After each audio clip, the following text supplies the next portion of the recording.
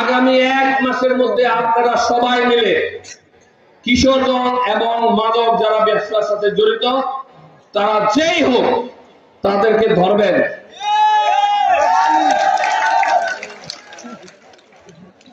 আমাকে ফোন দিবেন, ধরার পরে আমাকে ফোন দিবেন, গায়ে হাত দিবেন না। প্রশাসনের লোক এসে আপনার তাকে নিয়ে যাবে। বাল্য বিবাহ,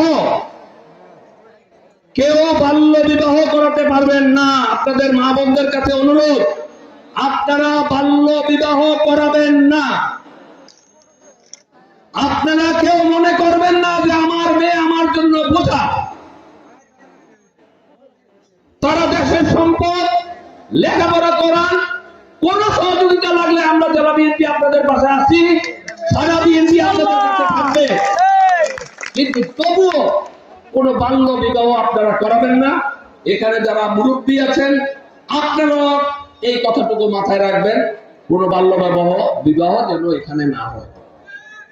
আমরা অন্তত বিষ্ণুপুর ইউনিয়নে দেখতে চাই আগামী ইলেকশনের আগে মাদক, বাল্য বিবাহ, কিশোর গ্যাং এগুলা জিরো